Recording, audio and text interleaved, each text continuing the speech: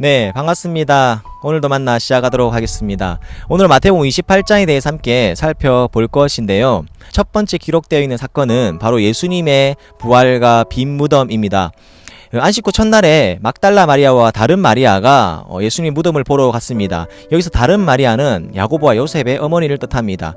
보러 갔는데 그때 큰 사건을 경험하게 됩니다. 지진이 일어나고 그리고 하늘에서 천사가 내려와서 무덤을 막고 있던 그 돌을 굴려내고 그 위에 앉아있는 모습을 보게 됩니다. 그런데 그때 천사가 두려워하지 말라, 여기서 누워 계셨던 그 예수님 부활하셨다라고 이야기합니다. 근데 그때 있었던 정말 로마 병정들도 너무 두려운 나머지 성경에 보면 죽은 사람과 같이 되었다라고 표현하고 있습니다. 이런 엄청난 사건을 경험하고 나서 정말 그들이 두려움에 빠져 있을 때에 천사들은 이 여인에게 예수님께서 살아나셨다는 그 사실을 제자들에게 알리고, 그리고 갈릴리로 가실 것이니까 갈릴리에서 빨리 배우라라고 이렇게 말하는 것을 볼 수 있습니다. 그때의 이 마리아들은요, 정말 두려웠지만 정말 기쁜 마음으로 뛰어가며 이 소식을 제자들에게 전하려고 하였습니다. 그런데 그때 길가에서 예수님을 만나게 되십니다.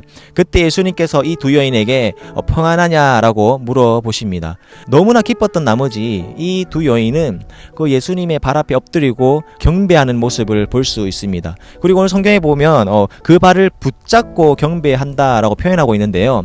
예수님께서 부활하실 때에 유령으로 부활하신 것이 아니라 온전한 사람의 몸으로 입고 오셨기 때문에 그 발을 붙잡고 경배한다라고 오늘 성경에 표현하고 있습니다. 근데 그때 예수님께서 이렇게 이야기하십니다. 무서워하지 말라, 가서 내 형제들에게 갈릴리로 가라 하라, 거기서 나를 보리라 하시니라. 여기서 무서워하지 말고 제자들에게 빨리 이 사실을 알려라 라고 말씀하시는데요. 이 제자들을 표현할 때 오늘 성경에 보니까 내 형제들이라고 표현합니다. 제자들을 내 형제라고 이렇게 말하신 이유는 예수님의 제자들은 다 예수님을 배신하지 않았습니까? 그럼에도 불구하고 예수님께서는 배신했던 이 제자들을 용서하신다라는 의미를 갖고 있는 것이 바로 형제들이라고 표현하는 것입니다. 그런데 그때 정말 두려움에 떨고 있었던 로마 병정들은요, 이 사실을 빌라도에게 안기지 않고 대제사장들에게 알리려고 하였습니다. 그 이유는 로마 군법에 보면 간수들이 죄수를 정말 제대로 관리하지 못하고, 그리고 죄수가 도망가게 되면 이 간수는 사형에 처하게 되는 그런 로마 군법이 있었습니다. 그렇기 때문에 사형될까 두려운 나머지 이 사실을 빌라도에게 알리지 않고 대제사장들에게 알리는 모습을 볼 수 있는데요. 이 소식을 들은 대제사장들은 정말 꾀를 내어서 입을 맞추기 시작합니다. 그것은 제자들이 예수님의 시신을 훔쳐갔다라고 이렇게 말하라라고 말하는 것을 볼 수 있습니다. 이 대제사장들은 그 예수님이 부활하신 것보다 그 예수님의 제자들이 예수님의 시신을 훔쳐간 그 소문이 도는 것이 더 낫다고 생각하였기 때문에 이렇게 모작을 하였습니다. 그런데 이 이야기가 마태복음이 기록되어 있는 그 당시까지 이렇게 예수님의 시체 도적설이 이렇게 계속 퍼졌다는 것을 오늘 성경의 말씀을 통해서 알 수 있습니다. 15절에 보면 군인들이 돈을 받고 가르친 대로 하였으니 이 말이 오늘날까지 유대인 가운데 두루 퍼지니라. 이 말을 통하여서 예수님의 그 시신 도적설이 이 당시에 많이 퍼졌던 것으로 보입니다. 그러난 이후로 예수님께서 정말 갈릴리에서 정말 11제자를 만나시고 거기서 승천하시는 그 장면이 28장 마지막 18절에서 20절까지 나타나 있는데요. 그때 예수님께서 이렇게 18절에 말씀하십니다. 하늘과 땅의 모든 권세를 내게 주셨다라고 표현합니다.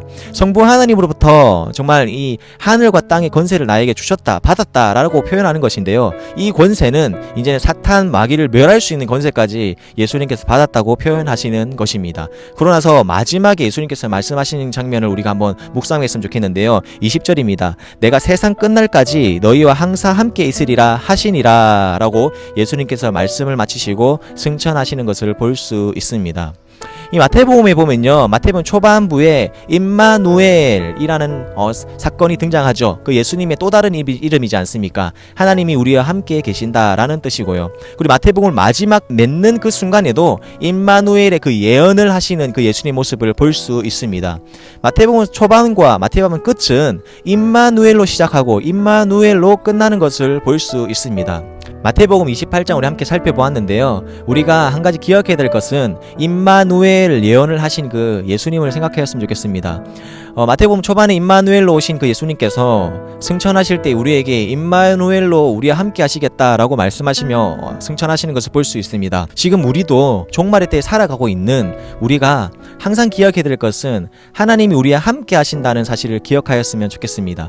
그렇기 때문에 조금 힘들고 좀 어려운 환경 속에서도 우리는 힘을 낼 수 있는 그 이유는 하나님이 예수님 우리와 함께 하시기 때문입니다. 그 사실 날마다 기억하여서 우리 삶 속에 정말 임마누엘 하신 하나님을 또 경험하고 그 하나님을 또 누리고 또 만끽하는 그런 우리 삶이 되어야 될 줄 믿습니다. 네, 마태복음 28장 우리 함께 살펴보았는데요. 저는 지금 경주 대능원에 나와 있습니다. 이 대능원은요, 왕들의 무덤인데요. 신라시대 때 죽은 왕이나 왕의 가문들의 그 유골과 유해들이 있습니다. 그러나 예수님께서는 우리 마태복음 28장을 살펴본 것처럼 부활하셨기 때문에 그 예수님의 무덤에는 유해와 유골이 없습니다. 그렇기 때문에 우리에게 얼마나 큰 위로와 소망이 되는 줄 모릅니다.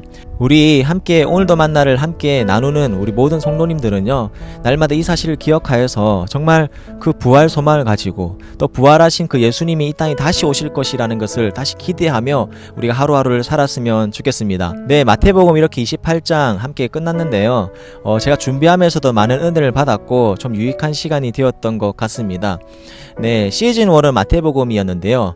시즌 2로 정말 여러분 다시 찾아뵙도록 하겠습니다. 그때까지 저도 충전을 하고요. 또 여러분도 삶 가운데서 정말 하나님 말씀을 묵상하며 가까이 하는 그런 삶을 살다가 또 영상에서 다시 만났으면 좋겠습니다. 네, 지금까지 오늘도 만나 시즌 1 마태복음 함께 나누었던 최민철 강도사였습니다. 다음 우리 시즌에 또 만났으면 좋겠습니다.